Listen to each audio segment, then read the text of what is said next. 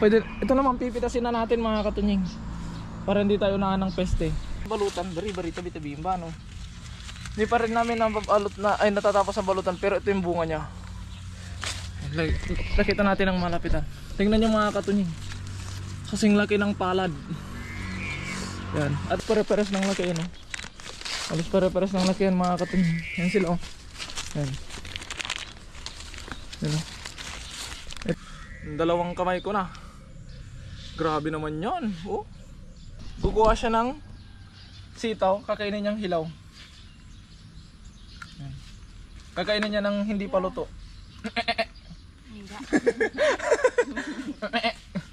At ang ating harvest for today ay sitaw. Ayan, sitaw. And then itlog, isang piraso. And then ampalaya.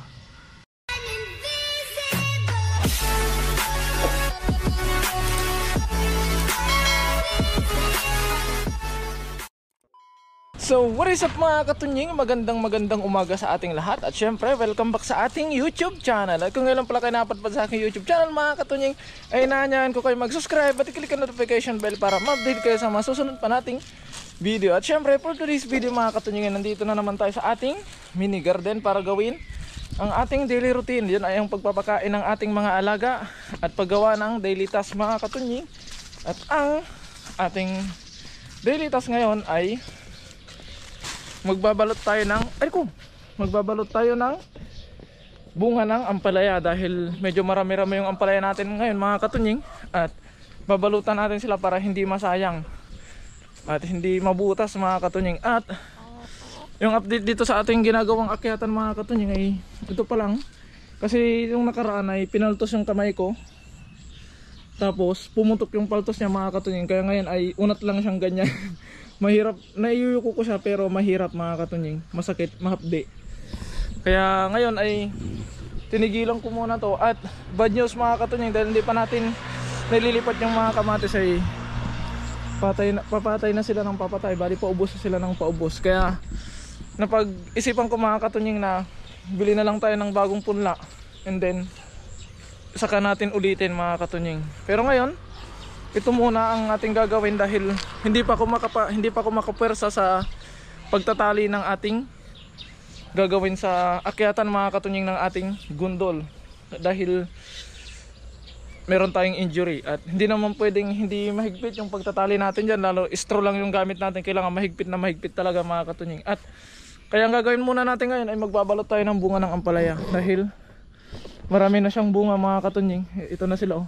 Ayun, oh. Yan. Ang bunga niya, oh. Dalawa magkatabi. Hanggang doon meron pa doon mga katunying. Tapos magtitingin pa tayo ng iba. Yan sila, oh. Magtitingin pa tayo ng iba. Dahil yung isa nung nakaraan dito na pabayaan natin. Ito na naman, oh. Pwede, ito naman pipitasin na natin mga katunying para hindi tayo unahan ng peste. And then mag-harvest din tayo ng sitaw ulit mga katunying. Kaka-harvest lang natin nung nakaraan. Harvest na naman mga katunying. Ayun, oh. Gito niya, ang dami. And then meron ako ipapakita ulit sa inyo mga katunying. Napakalaki, napakadami. So ito pala yung mga mangga na binalutan namin noon. Ayun, oh. At until now ay hindi pa rin natin natatapos ang balutan. Bari-bari, tabi-tabi ba, no? Hindi pa rin namin natatapos ang balutan, pero ito yung bunga niya. Nakita natin ang malapitan. Tingnan nyo mga katunying. Kasing laki ng palad. Yan. At hindi lang yung nag-iisa dahil meron pa dito. Itong mangga na to ay ganito kalalaki. Yan. Balik natin yung balot niya mga katunying. At hindi pa natin tapos mabalutan to. Ayan, palibot yan mga katunying. Halos pare-pares ng laki yan, oh. Halos pare-pares ng laki yan mga katunying. Yan sila, oh. Yan. Yan, oh. Ito, isa ding dihamak na mas malaki ito kaysa doon sa kabila. Ayun, oh. Wow, tignan nyo naman ito mga katunying kung gaano kalaki yan. Yun, oh. Ito yung sinasabi natin na almost 1 kilo isang piraso, 930 grams. Yan. Pero ito pa lang yung isang variety natin na ganito kalalaki. Pero yung isa mas malaki mga katunying, yung dito sa kabila. Kaso sa ngayon ay wala pang gaanong malaki. Medyo malilit pa rin sila. Yan mga katunying. Itong variety na to ay malalaki din siya mga katunying, pahaba. Kaso sa ngayon wala pa siyang gaanong malaki ngayon. Wala pa silang malalaki. Medyo malilit pa rin sila. Malilit pa mga katunying. Kaya unahin natin ay mag-harvest muna tayo ng sitaw bago natin gawin yung ating daily routine mga katunying. Kaka-harvest lang natin nung isang araw. Harvest na naman. Every 2 days lang yung harvest natin mga katunying. You know?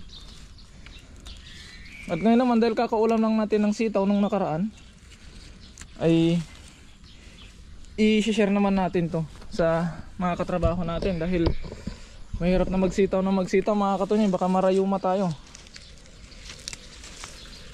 Ikot. Ay, ikot. Naputol. Naputol ba? Ay, hindi. Kala ko naputol. Grabe, pumulupot. Naputol nga. Yan. Pipitasin na natin lahat ng mga katunying. Ang dami.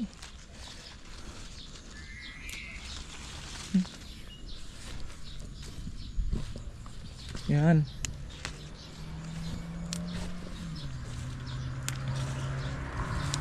Huwag na nating hintayin maging magulang pa.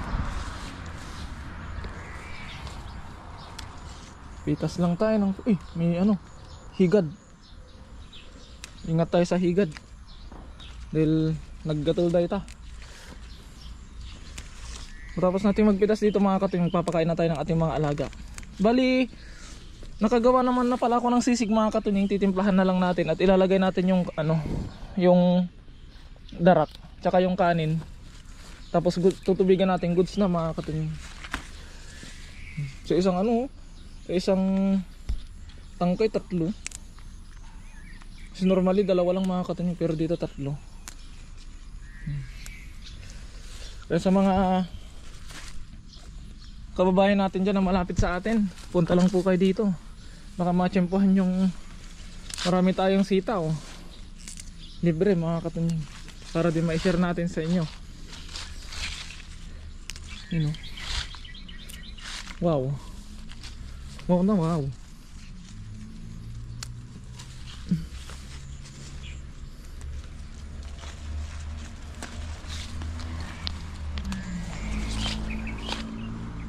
I-share natin to sa ating mga ka-work, mga workmate. Si Dea ay namitas na siya ng para sa kanya kagabi mga katunying. At sabi niya ipitasin na daw niya lahat. Pero sabi niya hindi naman daw siya magluluto. 3 piraso lang yung kinuha dahil kinakain niyang hilaw mga katunying. Eh sabi ko kung hindi niya ulamin, huwag na muna niyang pitasin dahil walang mga katunying, walang magluluto.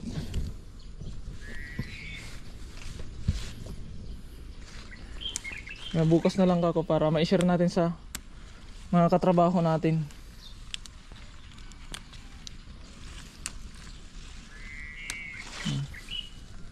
Gaganda.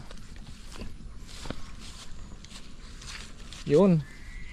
At ito yung napitas natin ngayong araw. Dati mga katunying, ang napitas ko lang dito ay konti lang. Parang ganito lang yung napitas ko nung nakaraan. Parang ganito lang siya. Tapos nung sumunod, isang ganito. Ngayon mga katunying, 2 kamay ko nang hahawak sa isang pitasan. Ayan o, 2 kamay ko na. Grabe naman yan. Isang na din to, isang tali sa Pilipinas. Yung kapag nagtitinda kami ng sitaw dati, isang tali na to mga katunying. Ganito karami yung na-harvest natin ngayong araw. At syempre dadaanan natin yung ampalaya para pitasin na din natin mga katunying. Itong sitaw, i-share natin sa mga katrabaho natin. At yung ampalaya, yun yung uulamin natin. Sasahugan natin ng itlog mamayang hapon pag out sa work. Pitasin na natin yung ampalaya. At itatabi natin yung pangbalot dahil pangbabalot din natin mga katunying. Ay! Tatabi muna natin to dito. Kunin natin. Yun o, isang pirasong ampalaya. So ngayon na-harvest na natin ang dapat nating harvestin. Ngayon naman ay magpapakain na tayo ng ating mga alaga. Nang sa ganun ay magkapagbalot tayo ng ampalaya mga katunying. Para hindi masayang. Deb! Hilop! I got a lot. Ay, nagdidilig na si Dea mga katunying. Ano siya? Hindi ko lang kung kita. Dahil meron siyang part din dito sa ano. Yung sa kanya naman mga katunying, puro padahon yung kanyang gulay. Yung mga kangkong, mga ganon. Yung mga onion leaves. Ngayon naman mga katunying ay nakagawa naman na ako ng ating, ay ko, nawala na yung balot ng sugat ko. Kaya pala nasagi. Ito siya yung nabalatan mga katunying. Yun. Kaya nasa gitna siya mismo yung dito sa guhit. Kaya pag inaano ko, nilulukot kong ganyan, masakit. Ano? Namaltos to mga katunying dahil yung ginawa kong, yung baluktot kasi na kahoy mga katunying, ay kailangan kasi natin ng straight na kahoy no, sa project natin. Ngayon, itong mga kahoy na to baluktot. Parang liku-liko sila. Ang ginawa ko, itinali ko sila sa ano, sa tubo. Ayun, tubo to mga katunying. Tapos itong mga kahoy na to, baluktot to. Ngayon, itinali ko sila diyan para maging tuwid. And then binilad ko para pag natuyo sila, straight na. Di ko alam kung effective mga katunying, pero syempre tinry lang natin. Silipin nga natin yung ano kung may itlog na. Toink. Ayun, may itlog na isa. Ayun o. Bali dalawa na yung itlog, may nakolekta na tayong isa. Yun. Kaya ngayon naman mga katunying ay pabakain na tayo ng ating alaga. Titimpla na tayo. Dahil limitado na naman ang oras natin ngayong araw.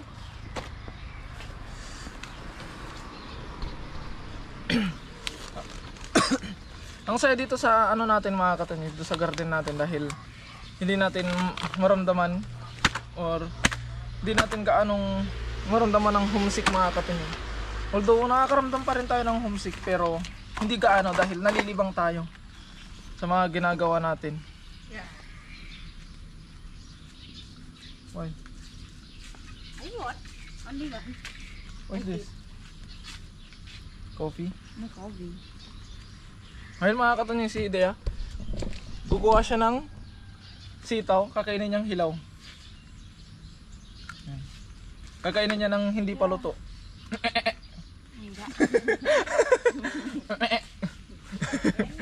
Diba sa atin mga katunying, ang kumakain ng hilaw na sitaw, kambing.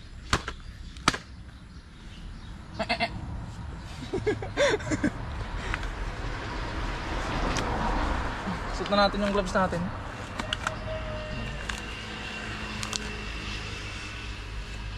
Malaking tulong din itong gloves na to para sa ating kamay. Aray ko! Masabit yung sugat ko. Masakit. Yun. Ito na yung nagawa natin na sisig. Ay ko! Nawalakas. Ito yung sisig na ginawa natin kagabi. Kalahating balde. Ayan, sinipag-sipag ako kagabi kaya nadagdagan yung yung ginawa kong sisig. Kasi halo natin yung ating. Yun. At nga pala mga katunying, yung manok natin na pang-ulam ay unti-unti na nating i-dispose. Unti-unti na nating bawasan dahil pumapayat sila mga katunying, gawa ng halos di sila kumakain. Hindi ko alam kung dahil ba sa init or ewan ko, pero mas okay nang agapan natin dahil yung pinibigay kong pagkain nila mga katunying halos di nila kinakain. Kaya sa weekend ay magtitinola tayo. Invite natin si Kapengyo dito kung wala siyang lakad mga katunying. And then bibigyan natin yung amo natin mga katunying. Dahil sinabi ko kahapon sa kanila ay tinatanong ko yung manugang kung may plano ba sila magluto ng manok this week. At sabi niya tatanong niya daw doon sa biyanan niya, sa amo naming lalaki. Dahil yung manugang ng amo namin mga katunying ay marunong mag-English, pero yung yung amo namin ay hindi siya marunong mag-English. Kaya kung may gusto kaming sabihin sa amo namin, dinadaan namin sa manugang.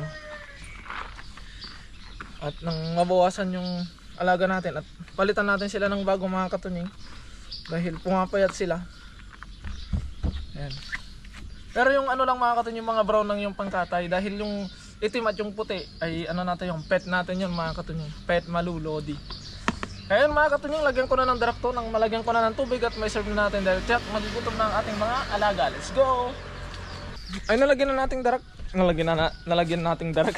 Nalagyan na natin ng darak. Kaya dito na tayo sa Mekos part. So, tinatawag kong Mekos part dahil Mekos lang mga insan. Nagtutubigan lang natin mga katunying.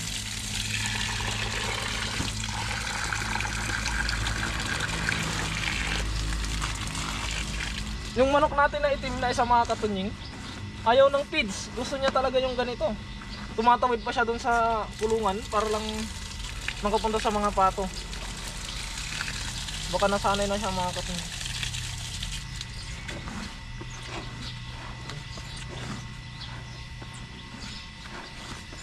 Siyempre, mekos lang natin yan. Mekos natin mabuti. Nang sa ganun ay mahalo lahat mga katunying. Nang sa kailaliman. Pag namekos na natin, hugasan na natin yung kamay natin para hindi sumagis-agis sa damit natin. Yun. Ngayon naman ay oras na para i-serve ang dapat i-serve. At mamumulot tayo ng itlog. Dahil may isang itlog mga katunying, pulutin na natin. Hi guys! Sumasalubong na sila. Nung nakaraan, nagpakain ako sa inyo para kayo nagtatampo. Huwag nang lalabas, doon na. Doon na. Maglalabas dahil? Maglalabas. Dito na, huwag nang lalabas dahil may pasok ako. Hindi pwedeng gumala. Saka na lang kayo gagala kapag wala akong pasok. So lalagyan ko muna yung ating mga manok sa loob. Ariko!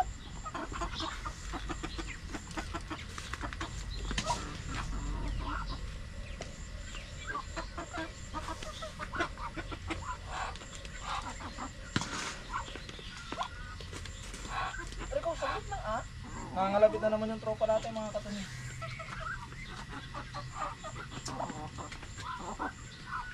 Grabe yung katawan na ito, bilog na bilog. Kirabati. Ito yata yung nangingitlog eh.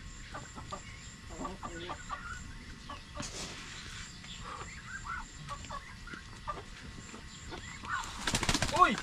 Wala, matututo ka nang lumipad? Ang mga pato.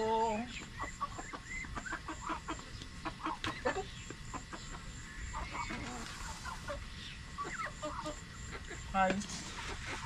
Wait lang, ito lang. Sila lang.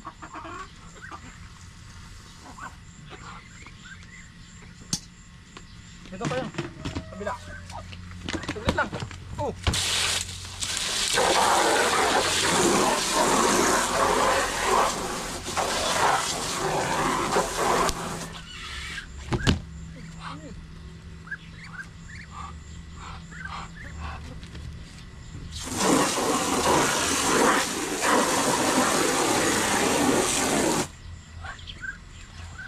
Nalagay muna tayo ng inumin. Yun. Ngayon maglalagay na tayo ng pagkain nila mga katunying. Dito sa... Okay! Kala ko mababaliktad na ako. Oh, that's it!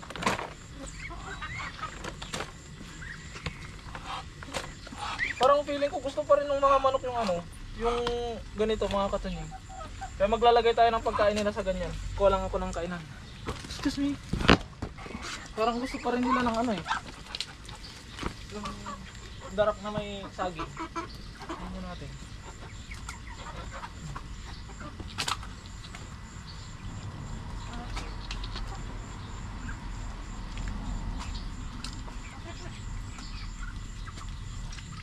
Gusto pa rin nila mga katunying. Yan. So itong natira mga katunying, ilalagay na natin dito sa pato.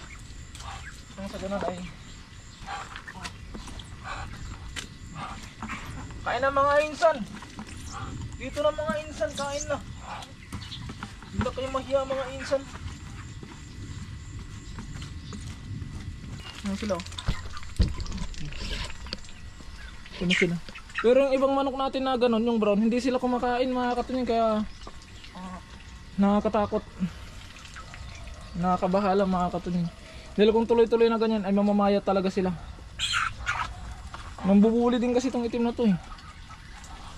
Tapos ito naman, kakain naman na itong mga to kapag malis na tayo. Dahil naiya sila. Kunin lang natin yung balde. Yan. At ngayon naman mga katunying, isusunod natin ay ang pagbabalot ng ampalaya. Magbabalot tayo ng ampalaya ngayon mga katunying. At ito yung ating na-harvest ngayong araw. At ang ating na-harvest for today ay sitaw. Ayan, sitaw. And then itlog, isang piraso. And then ampalaya. So ayun mga katunying, simulan na natin ang ating mission ngayong araw. Kukuha na tayo ng pangbalot at babalutin na natin ang mga dapat balutin. Pero syempre bago yan, patayin ko muna yung i-off ko muna yung tubig mga katunying. So ayun mga katunying, nandito na tayo, dala-dala na natin ang pangbalot. Ayan. Bali ang ginagamit ko pala mga katunying kapag maliliit pa yung bunga ng ampalaya ay plastic. At kapag lumaki na mga katunying ay pinapalitan ko ng net. Yan, hanapin natin yung mga bunga.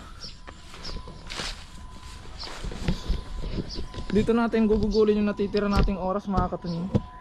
Ito yung aking plastic na ginagamit. Yung meron siyang strap. Strap ba tawag doon? Yung sealed. Meron siyang sealed. Tapos bubutasan ko lang yung may bandang puwitan para may singawan siya. Yan. Kaso nga lang mapurol yung gunting natin. Yan. Okay lang yung mga katunying kahit malit na butas lang kasi pansamantala lang naman to. Kasi kapag lumaki na siya ng konti ay papalitan na natin ng net. Ito lang ay protection sa mga insekto para hindi sila banatan ng insekto mga katunying. Tabi-tabi yung bunga, sayang naman. Papabayaan natin.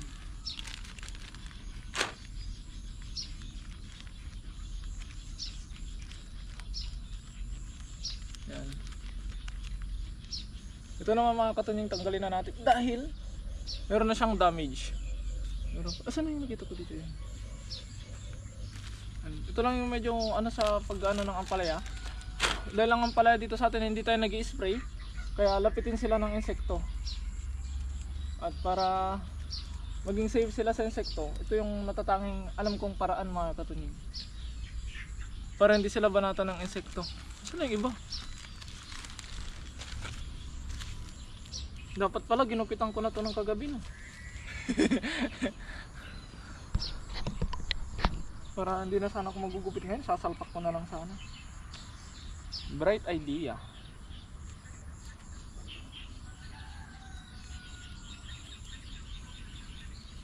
Yun.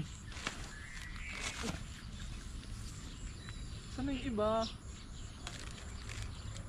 Yung sayote natin ang nangihinayang din ako mga katunying. Ano, may nakita ko eh. Ano ko, nawala yung nakita ko eh.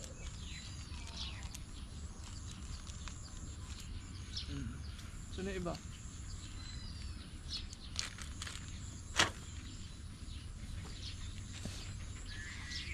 Ito pa isa.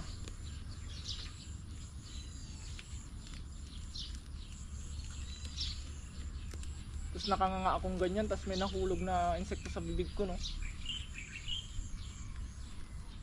Unang nguya, insekto agad. Meron na naman ditong isang bunga na hindi siya okay. Ayan, tanggalin din natin. Lagyan natin dito sa puno niya para maging pataba. Tapos maghanap pa tayo ng ibang bunga mga katunying. Dahil kahapon nag-ikot ako dito pagkatapos ng trabaho natin eh, marami ako nakitang bunga maliliit. Tapos ngayon, hindi ko naman na sila makita kung saan babalutan ko na sila. Ano kaya yung mga yun? Lumabas na kayo nang mabalutan ko. Sabi na. Wala na. Dahil ko nakita dito kahapon. Ayun, isa.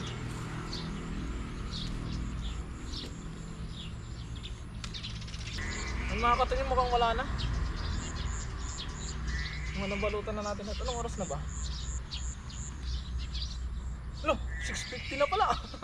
6:50 na. Okay, it's time. Tago na natin ang mga dapat itago. So ngayon mga katunying 6:50 na at prepare na tayo para pumasok sa trabaho. Dito yung ating nabalutan ngayon, medyo marami-rami din mga katunying, and tingnan ulit natin bukas. At marami tayong natitenggang trabaho dito sa garden mga katunying. Tulad ng dito sa talong, humina yung bunga niya. Riko. Kaya balok kong i-pruning. Nung nakaraan mga katunying, balok ko i-pruning kaso may mga lumabas na bunga, kaso nga lang malilit na sila. And then yung gawain natin na ito, gagawin natin to. Kaso nga lang, nagkasugat ako dahil sa yung pinaltos yung kamay ko. Nung nagkapaltos yung kamay ko, tas pinilit ko pa rin, ayun, pumutok yung paltos niya. Mas lalong hindi ako makapera sa mga katunying dahil sobrang hapdi ng nabalatan na paltos. Yan yung dito naman is okay na. Okay na siya, tinanggal ko na din yung puno na kaano dito, nakasilong. Kaya ayun mga katunying, hanggang dito na lamang muna ang update dito sa ating mini garden. Kaya maraming salamat po sa walang sawa niyo pong suporta sa akin at sa aking mga nakakasama. Mag-ingat po palagi mga katunying, and God bless po. Bye bye.